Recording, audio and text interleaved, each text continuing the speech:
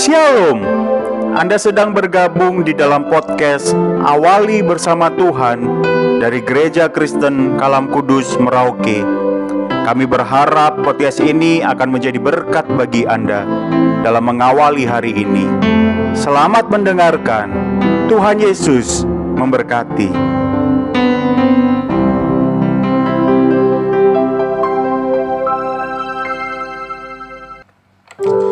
Shalom saudaraku, selamat pagi buat kita semua. Kita bersyukur kembali boleh bertemu dalam program Awali Bersama Tuhan. Saya mengajak seluruh jemaat Tuhan bersama-sama naikkan pujian di hadapan Tuhan. Kami naikkan syukur padamu Tuhan.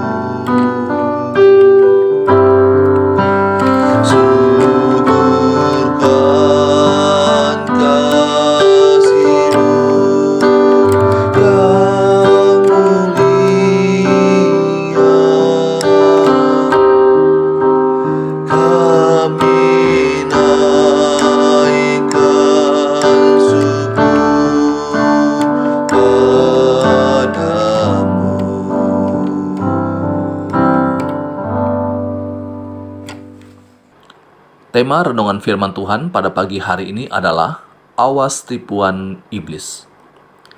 Setiap orang pasti pernah mengalami yang namanya pencobaan. Dan pencobaan yang datang kepada tiap orang itu berbeda-beda. Sebagian orang jatuh dalam dosa ketika digoda dengan percabulan atau film dewasa.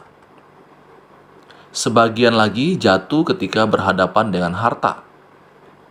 Dan sebagian lagi akan jatuh ketika diberi kedudukan.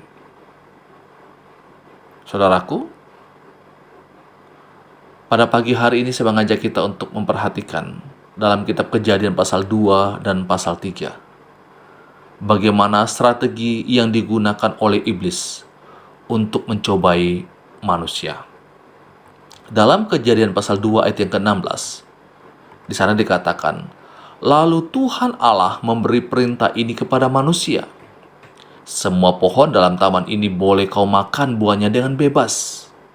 Ini adalah perkataan Tuhan. Tapi, apa yang dikatakan oleh iblis? Kejadian pasal 3 ayat 1. Adapun ular ialah yang paling cerdik dari segala binatang di darat yang dijadikan oleh Tuhan Allah.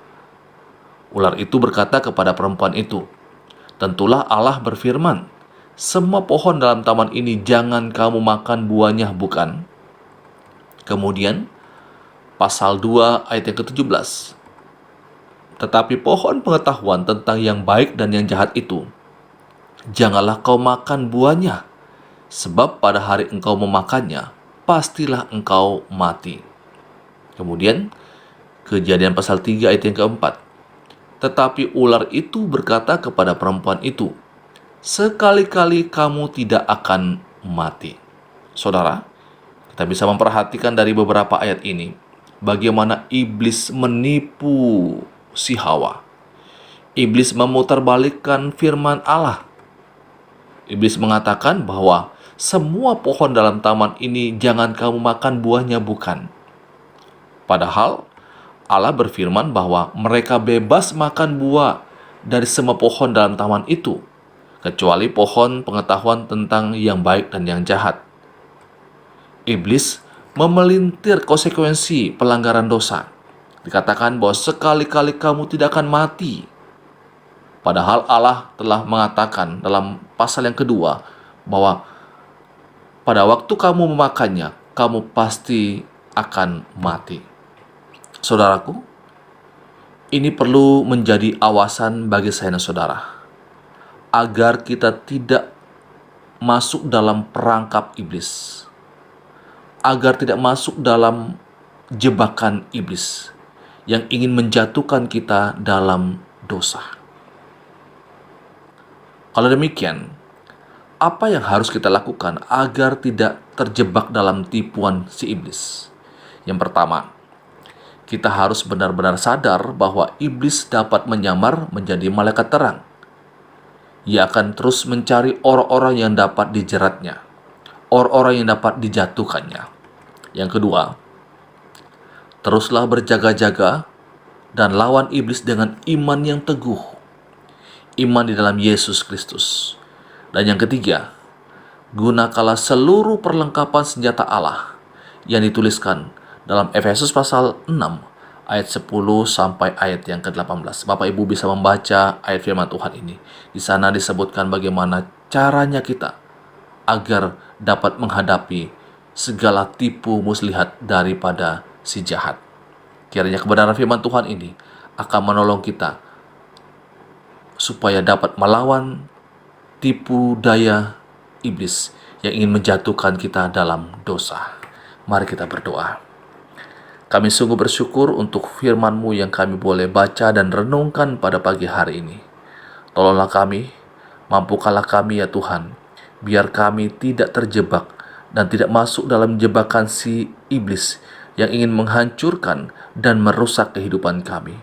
Mampukanlah kami, berikanlah iman yang teguh kepada kami, bila kami benar-benar kuat ketika kami diperhadapkan dengan berbagai macam tipuan-tipuan dan serangan-serangan dari si jahat yang ingin merusak kehidupan kami. Terima kasih Tuhan Yesus. Kami menyerahkan hidup kami sepanjang hari ini ke dalam tangan-Mu.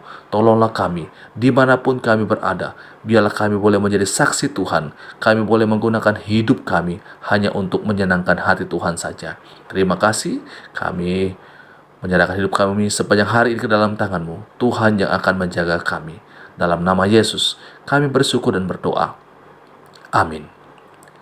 Selamat pagi, selamat beraktivitas. Muridkan satu orang lagi bagi Kristus.